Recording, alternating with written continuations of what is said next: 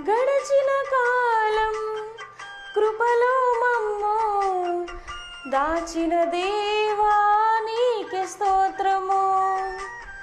పగలు రేయి కనుపాపవలే కాచిన దేవా నీకే స్తోత్రము.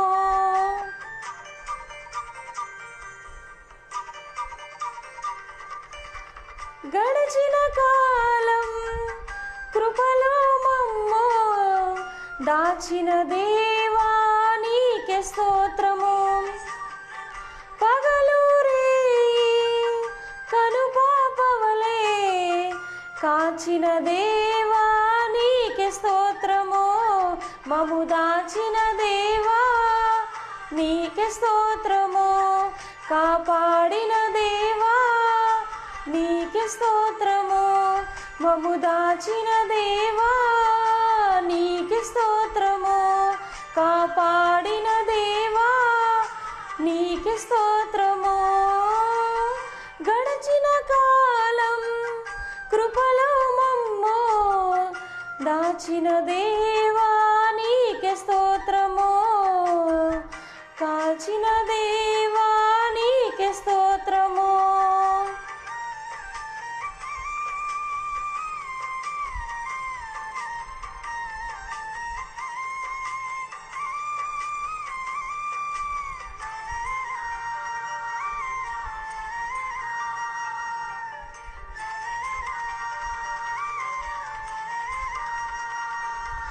కలత చెందిన కష్టకాలమున కన్న తండ్రివై నన్ను ఆదరించిన కలుషమునాలో కానవచ్చిన కాదనక నన్ను కరుణించిన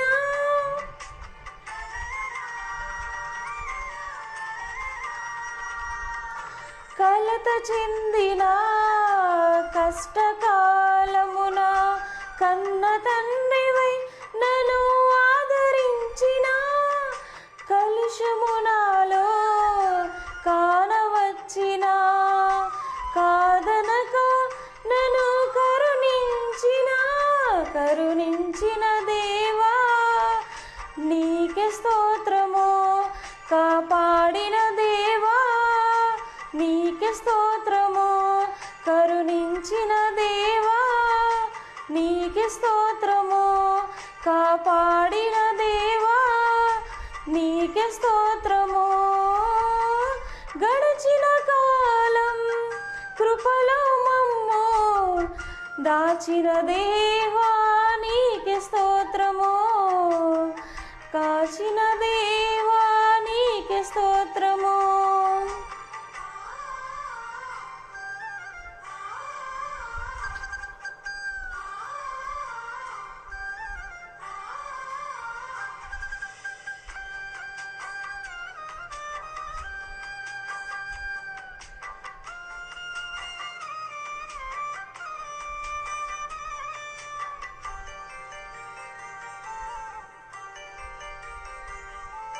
లోపములెన్నో దాగి ఉన్నను దాతృత్వముతో నన్ను నడిపించిన అవిధేయతలే ఆవరించిన దీవెనలెన్నో దయచేసిన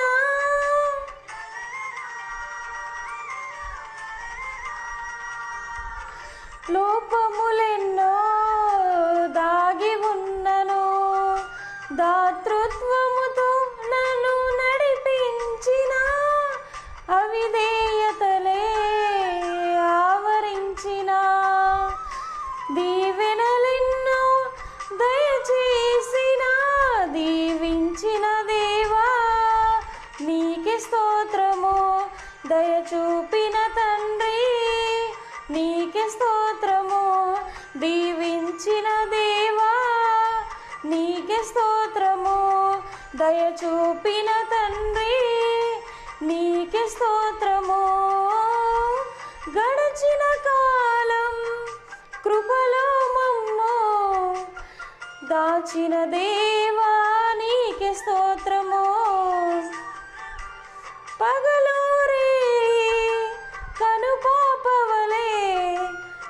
దాచిన దేవా నీకే స్తోత్రము, చిన దేవా నీకే స్తోత్రము, కాపాడిన దేవా నీకే స్తోత్రము, మము దాచిన దేవా నీకే స్తోత్రము, కాపాడిన దేవా నీకే స్తోత్రము.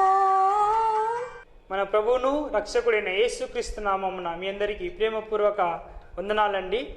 లవ్ ఆఫ్ గాడ్ మినిస్ట్రీ నుంచి ఈ విధంగా దేవుని పరిచర్య చేయులాగున దేవుడు ఇచ్చిన కృప కొరకై స్తోత్రములు. ఈ సమయంలో తీతు గురించి మనము ధ్యానించుకుందామండి. తీతు ప్రభువైన యేసుక్రీస్తును గుర్తెరిగినట్లుగా మనము చూడవచ్చు. త్రోయ ప్రాంతంలో అపోస్తలుడైన పౌలు వాక్యము చెప్పినప్పుడు అక్కడ త్రోయలో ఈ తీతు రక్షించబడినట్లుగా కొరింథీయులకు రాసిన పత్రిక 2వ అధ్యాయము 12వ వచనంలో మనము చూడవచ్చు. అపోస్తలుడైన పౌలు కొరింథీయులకు రాసిన 2వ పత్రిక 2వ అధ్యాయము 12వ వచనంలో త్రోయలో తీతును అపోస్తలుడైన పౌలు కలుసుకున్నట్లుగా మనము చూడవచ్చు. అక్కడ అపోస్తలుడైన పౌలు తీతును కనుగొని ప్రభువైన యేసు వాక్యమును అతనికి బోధించాడు. ప్రభువును సొంత రక్షకునిగా అంగీకరించిన తీతు నమ్మి బాప్తిస్మం పొంది ప్రభులో ఎదిగినట్లుగా మనము చూడవచ్చు. ఎదుగుతూ పౌలు అంపటి దేవుని సేవకై వెళ్ళినట్లుగా గలతీయులకు రాసిన పత్రిక 2వ అధ్యాయము 1వ వచనంలో మనము చూడవచ్చు. ప్రియ సహోదరి సహోదరులారా, అపోస్తలుడైన పౌలు అంపటి బర్నబా అంపటి ఈ తీతు దేవుని పనికి వెళ్ళినట్లుగా మనము గలతీయులకు రాసిన పత్రిక 2వ అధ్యాయము 1వ వచనంలో చూడవచ్చండి. చూడండి, ఈ తీతు యొక్క జీవితంలో విశేషంగా ఆత్మీయ మేలులు పొందినట్లుగా మనము చూడవచ్చు. ఏ విధంగా ఈ తీతు దేవుని పనిలో ఎదుగుతూ ముందుకు వెళ్ళాడు అంటే చూడండి, ఇదే కొరింథీయులకు రాసిన పత్రిక 8వ అధ్యాయము 23వ వచనంలో చూసినట్లయితే అతడు పౌలు జత పనివాడుగా మనము చూడవచ్చండి. ఎవరు పౌలు జత పనివాడు అంటే తీతు పౌలు జత పనివాడుగా ఉన్నట్లుగా మనము చూస్తున్నాం.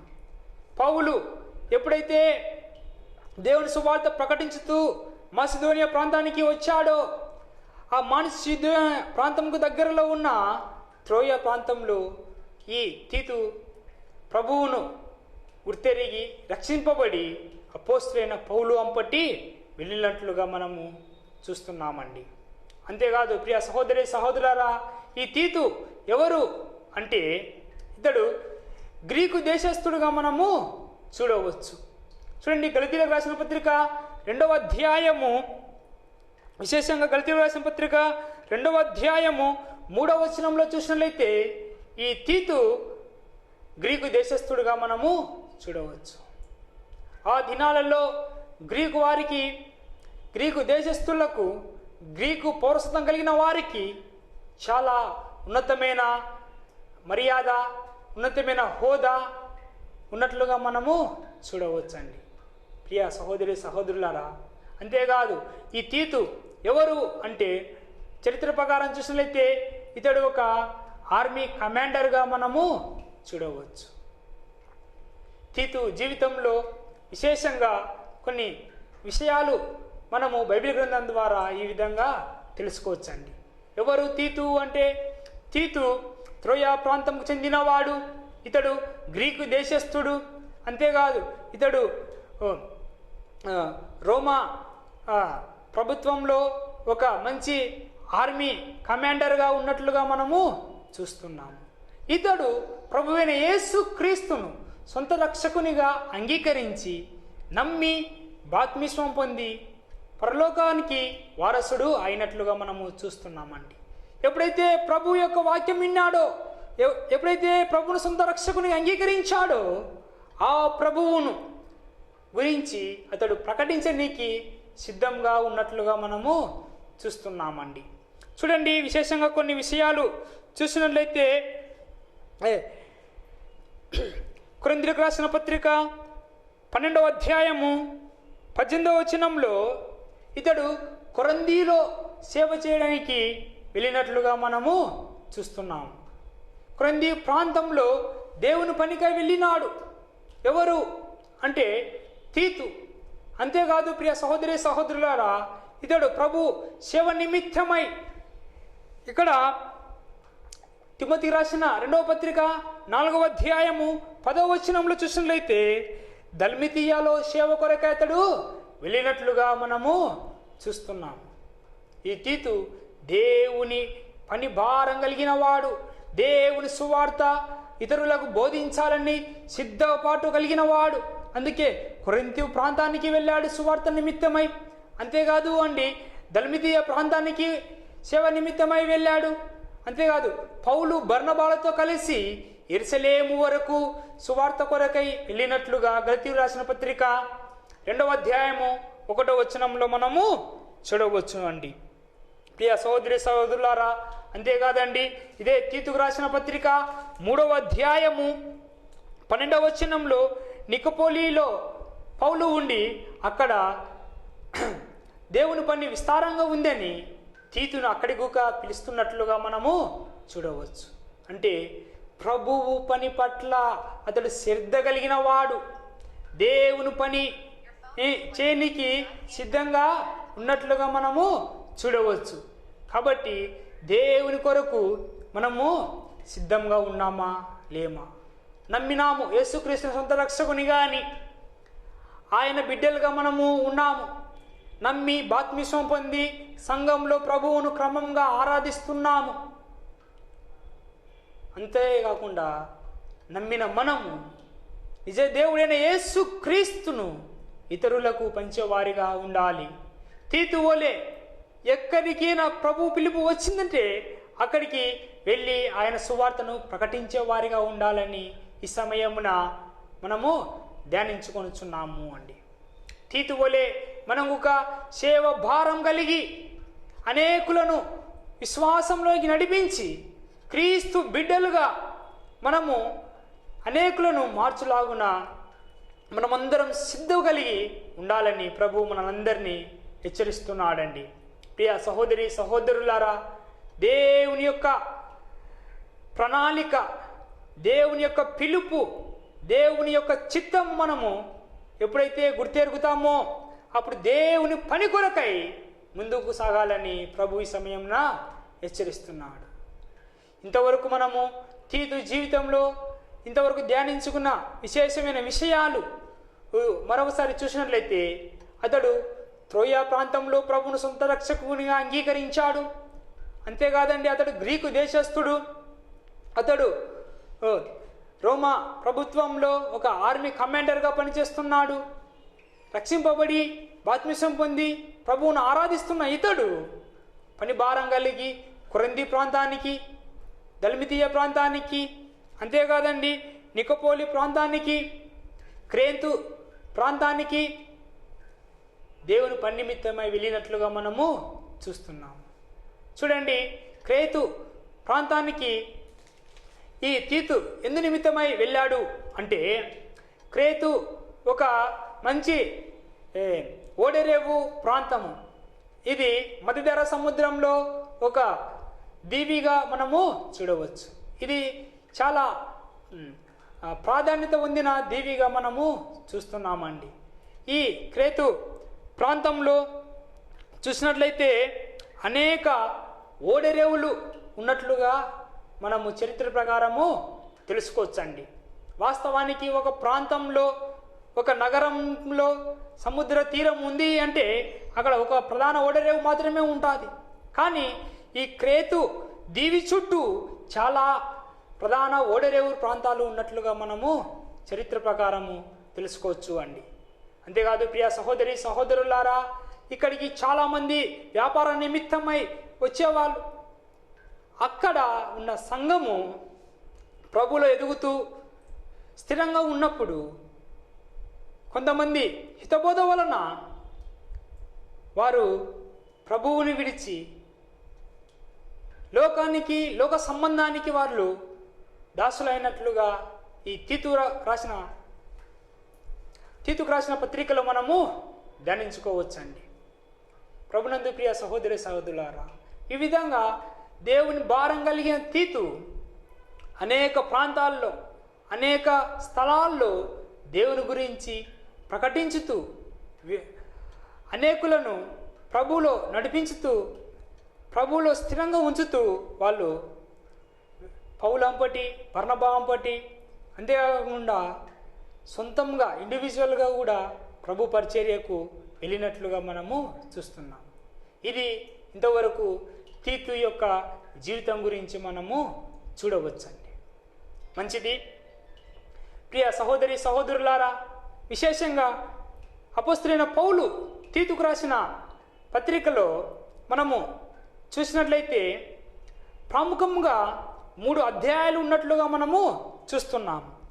ఈ తీతు పత్రికలో విశేషంగా 46 వచనాలు ఉన్నట్లుగా మనము చూడవచ్చండి. ఈ తీతు గ్రంథకర్త అపోస్తలుడైన పౌలు తాను మాసిదోనియా సంఘంలో ఉన్నప్పుడు అక్కడి నుంచి తీతుకు ఈ పత్రిక రాస్తున్నాడు.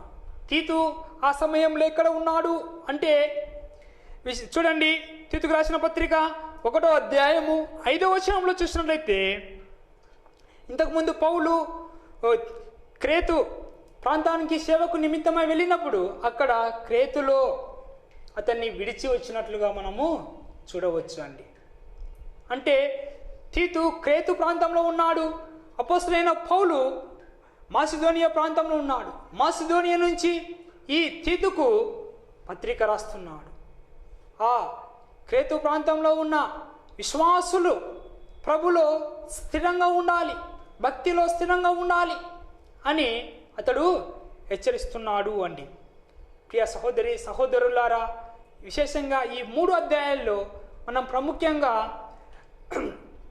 కొన్ని ముఖ్యమైన విషయాలు చూసినట్లయితే, తీతుకు రాసిన పత్రికలో 1వ అధ్యాయంలో మనం చూసినట్లయితే పౌలు ఈ తీతు సంఘ పెద్దలను నియమించాలి అని, ఎవరు ప్రయోజకులో, ఎవరు అయితే అర్హులో వారు ఏ విధంగా ఉండాలి అని మొదటి అధ్యాయంలో అపోస్తలుడైన పౌలు రాశాడు అండి.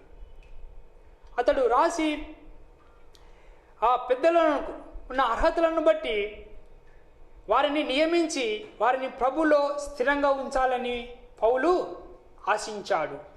అంతేకాదు అండి, 2వ అధ్యాయము చూసినట్లయితే తీతుకు రాసిన పత్రికలో 2వ అధ్యాయము ప్రాముఖ్యంగా వృద్ధుల గురించి, యవ్వన కన్యకల గురించి, యవ్వన పురుషుల గురించి, అంతేకాదు తప్పుడు బోధకులు ఎవరైతే ఉన్నారో వారి గురించి జాగ్రత్తగా ఉండాలి, వారిని క్రమంగా విశ్వాసంలో, భక్తిలో స్థిరంగా ఉండాలి, హిత బోధకు అనగా తప్పుడు బోధకు వాళ్ళు తావు ఇవ్వకుండా ఉండాలని పౌలు తీతుకు రాశాడు అండి.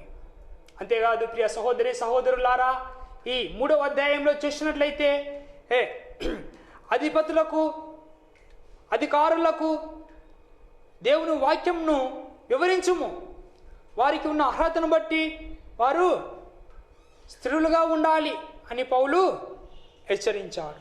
ఎవరైతే మతభేదం కలిగిస్తున్నారో వారిని హెచ్చరించుము అని చెప్పాడు. అంతేకాదండి, అందరికీ అతడు విశేషంగా భక్తి విషయమై రాసినట్లుగా మనము చూస్తున్నాం. అపోస్తలుడైన పౌలు తీతుకు రాసిన పత్రికలో ఈ 3 అధ్యాయాల్లో ప్రముఖంగా మనము ఒక్కొక్క అధ్యాయంలో ఒక్కొక్క సంఘటన గురించి మనము చూడవచ్చు. పెద్దల గురించి మొదటి అధ్యాయంలో మనము చూడవచ్చు, అదే అధ్యాయంలో అధికారుల గురించి చూడవచ్చు, 2వ అధ్యాయంలో వృద్ధుల గురించి, యవ్వన స్త్రీల గురించి, యవ్వన పురుషుల గురించి, అంతేకాదు ప్రియ సహోదరి సహోదరులారా తప్పుడు బోధకుల గురించి హెచ్చరించినట్లుగా మనము చూడవచ్చు. 3వ అధ్యాయంలో చూసినట్లయితే విశేషంగా అధిపతుల గురించి, అధికారుల గురించి, అంతేకాదండి మతభేదం కలిగించు వారి గురించి అనగా, అంతేకాకుండా ప్రజలందరికీ పౌలు రాసినట్లుగా మనము చూస్తున్నాము. ఈ యొక్క పత్రిక యొక్క సారాంశము, దేవుళ్ళు స్థిరంగా ఉండి క్రమంగా ఎదుగుతున్నవారు ఎప్పుడైతే త్రోవ తప్పి తప్పుడు మార్గంలోకి వెళ్ళిపోయారో వారిని మరలా స్థిరంగా తీసుకొని రావాలని పౌలు ఉద్దేశించి ఈ పత్రిక రాసినట్లుగా మనము చూడవచ్చండి. ప్రియ సహోదరి సహోదరులారా, నిజమే, విశేషంగా పౌలు యొక్క సేవా అనుభవంలో తీతుకు కొన్ని ప్రముఖమైన విషయాలు వివరించినట్లుగా మనము చూడవచ్చు ఈ పత్రికలో. చూడండి, ఇదే పత్రిక 1వ అధ్యాయము 4వ వచనంలో చూసినట్లయితే పౌలు తీతు గురించి ఏమంటున్నాడు అంటే, నా నిజమైన కుమారుడు అయిన తీతు అని అంటున్నాడు. అనగా భౌతిక సంబంధంగా కాదు అండి, ఆత్మ సంబంధంగా పౌలు తీతును నా కుమారుడు అని అంటున్నాడు. నిజంగా మనము అయితే ఎవరి ద్వారా వాక్యంలో ఎదిగి ప్రభువును సొంత రక్షకునిగా అంగీకరించి వారి దగ్గర ఆత్మీయంగా పెరిగామో వారే నిజమైన మన ఆత్మీయ తండ్రులుగా మనము భావించవచ్చు అండి. అందుకే పౌలు ఈ తీతును వాక్యం చేత కనినట్లుగా, ఆత్మీయంగా కనినట్లుగా మనము చూడవచ్చు. అంతేకాదు ప్రియ సహోదరి సహోదరులారా, ఈ క్రేతులో ఉన్న సంఘ పెద్దలను నియమించు నిమిత్తమై తీతును అక్కడ ఉంచినట్లుగా మనము చూడవచ్చండి. చూడండి 5వ వచనంలో, పెద్దలను నియమించు నిమిత్తమే నేను క్రేతులో నిన్ను విడిచి వచ్చి తిని కదా. ఇంత సేవానుభవం కలిగిన ఈ తీతును పౌలు సంఘ పెద్దలను నియమించే హోదాను కూడా ఇచ్చినట్లుగా మనము చూస్తున్నాం. నిజమే, దేవుని పని భారము కలిగి దేవుని పని విస్తారంగా చేస్తున్నావా? మంచిదే. నిజంగా దేవుడే నిన్ను ఉన్నతమైన హోదాలో ఉంచుతాడు. సంఘ పెద్దలను నియమించి అధికారం ఇస్తాడు, అధికారులను నియమించి అధికారం ఇస్తాడు. సేవకు పంపే వారిని, అంతేకాకుండా విశ్వాసంలో తొలగిపోయిన వారిని స్థిరంగా ఉంచనీకి, అనేకులను హెచ్చరించనీకి ప్రభువు నీకు వాక్యాన్ని పంపిస్తాడండి. ఎప్పుడైతే ప్రభు వాక్యము వింటావో, మీ స్థానిక సంఘ సేవకుల ద్వారా కానీ, టీవీ పరిచర్య ద్వారా అయితేనేమి, కరపత్రికల ద్వారా అయితేనేమి, దేవుని బిడ్డల చేత ఎప్పుడైతే నీ వాక్యము వింటావో అవి దేవుని మాటలని నీవు గ్రహించి నువ్వు వాటిని హృదయంలో చేర్చుకొని దేవుని వాక్యం కొరకై ఎదుగులాగున నువ్వు సిద్ధపడాలని దేవుని వాక్యము హెచ్చరిస్తుందండి. అంతేకాదు ప్రియ సహోదరి సహోదరులారా, విశేషంగా ఈ అధ్యాయంలో, మొదటి అధ్యాయంలో పెద్దలకు ఉండవలసిన లక్షణాలు ఏమిటి అంటే, చూడండి 1వ అధ్యాయం 7వ వచనంలో, ఓకే 8వ వచనంలో చూసినట్లయితే, అతిథి ప్రియులు, సజ్జన ప్రియుడు, స్వస్థ బుద్ధి గల వారిగా, నీతిమంతులుగా, పవిత్రులుగా, హితబోధను ఖండించే వారిగా ఎవరైతే ఉంటారో వారు అర్హులుగా మనము చూడవచ్చు. ఎందుకు అర్హులు అంటే సంఘ పెద్దలుగా ఉండడానికి అర్హులండి. ఎవరికి అర్హత లేదు అంటే స్వేచ్ఛపరులు, అంతేకాదు అండి ముక్కోపి గలవారు, మద్యపానం ఉన్నవారు, కొట్టేవారు, దుర్లభం చేసేవారు, వీరంతా అర్హులు కాదు అండి. దేవుని బట్టి, దేవుని పరిచర్యకు ప్రత్యేకంగా ఒక మంచి సాక్ష్యం కలిగిన వారు మాత్రమే అర్హులుగా మనము చూడవచ్చు. అంతేకాదు ప్రియ సహోదరి సహోదరులారా, ఇదే అధ్యాయము 5వ వచనంలో చూసినట్లయితే వారిని దిద్దనీకి పంపించినట్లుగా మనము చూస్తున్నాము. లోపముగా ఉన్న వాటిని దిద్దుము. సంఘంలో ఏమైనా లోపాలు ఉన్నాయా? ఎవరైనా దేవుని యొక్క ఉగ్రతకు గురై ఉన్నారా? విశ్వాసంలో స్థిరంగా లేరా? వారి తప్పులను దిద్దుము. వారు మళ్ళా ఆ పాపం చేయకుండా పవిత్రంగా ఉండులాగున వారిని హెచ్చరించుమని పౌలు దేవుని చేత ప్రేరేపింపబడి తీతుకు రాసినట్లుగా మనము చూస్తాము అండి. అంతేకాదు 1వ అధ్యాయము 14వ వచనంలో అలాంటి వారికి కఠినముగా బోధించాలని పౌలు సెలవిచ్చాడు. వారిని కఠినంగా గద్దించుమని సెలవిచ్చాడు 1వ అధ్యాయం 14వ వచనంలో. నిజమే, వాక్యం చేత నువ్వు ఎప్పుడైతే గద్దింపబడతావో నీ జీవితము డైరెక్టుగా ఇండైరెక్టుగా వాక్యం చేత ఎప్పుడైతే గద్దించబడతాదో మారు మనసు పొంది దేవుని సన్నిధికి వచ్చినట్లయితే నీకు పాపక్షమాపణ ఉంది ప్రియ సహోదరి సహోదరుడా. ఎప్పుడైతే నువ్వు ప్రభు వాక్యం ఈని కూడా అతడు నా గురించే వినాడు అని అతని మీద నువ్వు ఇంకా కోపంగా పగగా ఉన్నావేమో, నీ మనసు మార్చుకో. దేవుని యొక్క ఉగ్రతకు గురి కాకుండా ఉండాలని వాక్యము చేత దేవుడు మనందరినీ హెచ్చరిస్తున్నాడు. ఎప్పుడైతే దేవుని వాక్యము మనం వింటామో, ఎప్పుడైతే దేవుని వాక్యం ధ్యానించుకుంటామో మన లోపాలను మనము సరిచేసుకోవాలి. అంతేకాదు ప్రియ సహోదరి సహోదరులారా, 2వ అధ్యాయం 1వ వచనంలో చూసినట్లయితే హితబోధకు అనగా తప్పుడు బోధకు ప్రాధాన్యత ఇవ్వకూడదు అని సెలవిచ్చాడు. తప్పుడు బోధకును ప్రాధాన్యత ఇస్తున్నావా? కల్పనా కథలకు ప్రాధాన్యత ఇస్తున్నావా? లోక సంబంధమైన వాటికి ప్రాధాన్యత ఇస్తున్నావా? దేవుని వాక్యానికి ప్రాధాన్యత ఇవ్వకుండా కథలెప్పేవారికి, వాక్యం చేత అనేకులు కాలయాపన చేసేవారికి ప్రాధాన్యత ఇస్తున్నావా? తప్పుడు బోధలకు ప్రాధాన్యత ఇస్తున్నావా? జాగ్రత్త. అనేకులు దేవుని యొక్క వాక్యంను తప్పుగా అర్థం చేసుకొని తప్పుగా బోధించేవారు ఉన్నారు అండి. నిజంగా కొన్ని వీడియోలలో చూసినట్లయితే, కొన్నిసార్లు దేవుని వాక్యం వినట్లయితే దేవుని యొక్క వాక్యం యొక్క ఉద్దేశాన్ని వాళ్ళు పక్కన పెట్టి తమకు అనుగుణంగా అనేకులు తిప్పుకొని అబద్ధ బోధలు బోధించేవారు అనేకులు ఉన్నారు. జాగ్రత్త.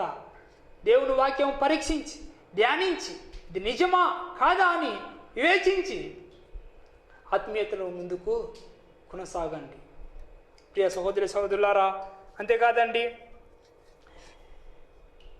తీతుకు పౌలు ఏమంటున్నాడంటే వారికి మంచి బోధ బోధించుము అని అంటున్నాడండి. చూడండి 2వ అధ్యాయం 5వ వచనంలో చూసినట్లయితే మంచి ఉపదేశము చేయమని సెలవిస్తున్నాడు.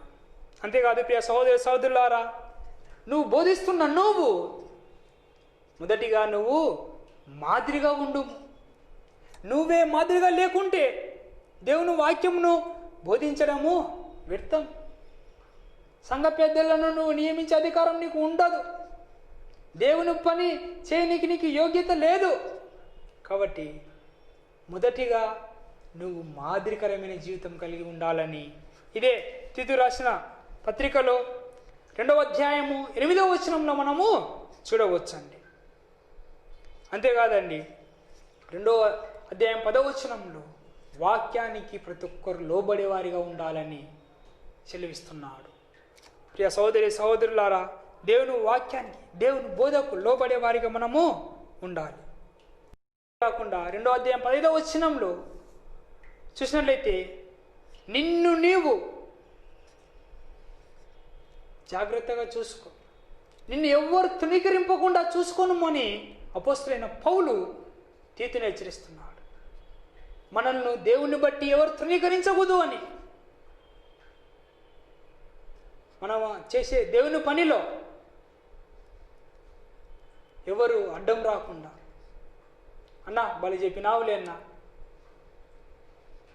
ముందు దేవుని వాక్యాన్ని నువ్వు పాటించన్నా అనేవాళ్ళు చాలామంది ఉన్నారు. నిజమే, అలాంటి వారి చేత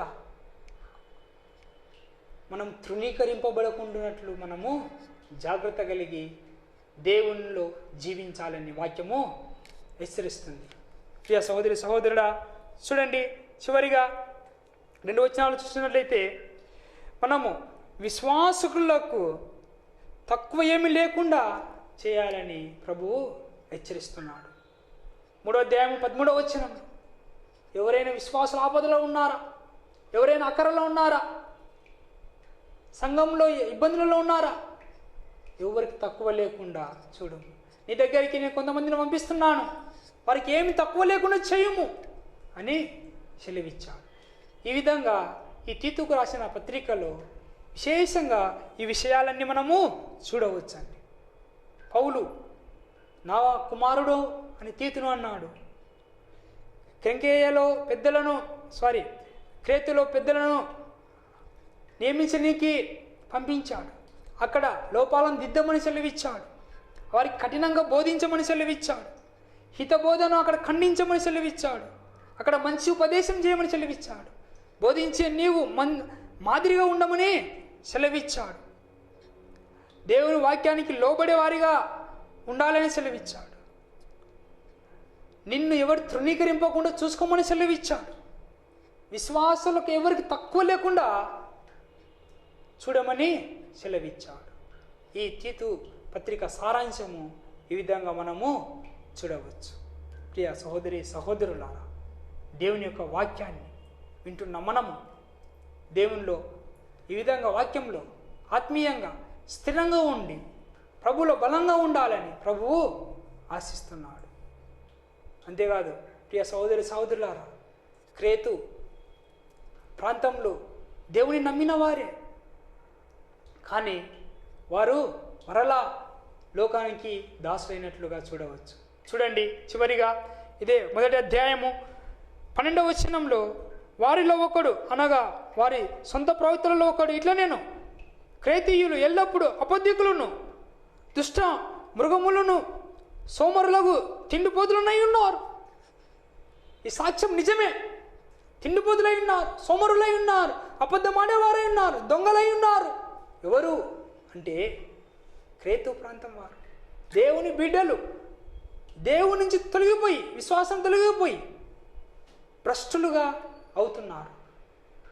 నువ్వు భ్రష్టులుగా అవుతున్నావా? జాగ్రత్త. యేసే నిజమైన దేవుడు. ఆయన ద్వారా పరలోక రాజ్యం ఉంది, ఆయన ద్వారా మోక్షం ఉంది, ఆయన ద్వారా నిత్య జీవం ఉంది అని గుర్తెరిగిన నువ్వు మరల లోకానికి పోతున్నావా? జాగ్రత్త. ఇంకా ఎవరైనా రక్షింపబడకుండా ప్రభువే సొంత రక్షకుడు అని అంగీకరించగా, ఆయన నీ పైన చూపిన ప్రేమను గుర్తెరగక, ఆయన నీ కొరకు మరణించి సమాధి చేయబడి సమాధి నుంచి తిరిగి లేచిన మృత్యుంజయుడని నువ్వు విశ్వసించినట్లయితే నీకు పాపక్షమాపణ ఉంది, నిత్య జీవం ఉంది, పరలోక రాజ్యం ఉంది. ఈ విధంగా విశ్వసించి నమ్మి బాప్తిస్మం పొంది సంఘంలో స్థిరంగా ఉండాలి అని ప్రభువు హెచ్చరిస్తున్నాడు. క్రేతీయులో అనేకులు నమ్మారు, కానీ తొలగిపోయారు.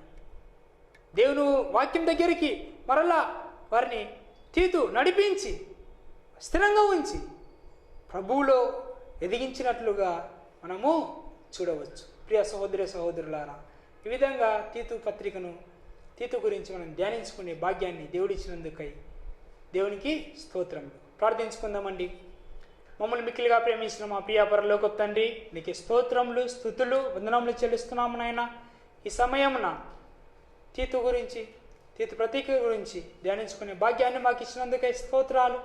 నిజమే, తీతు వలె మేము జీవించలాగున సహాయం దయచేయండి ప్రభువా. నీ పని కొరకై సిద్ధపాడగలిగే అనేక ప్రాంతాల్లో దేవా మేమందరము ఉండులాగున కృప చూపండి అయ్యా. ఇంకా నమ్మని వారు నమ్మి నిజంగా దేవుని బిడ్డలుగా అయ్యా నీ కోసం జీవించే భాగ్యం దయచేయండి.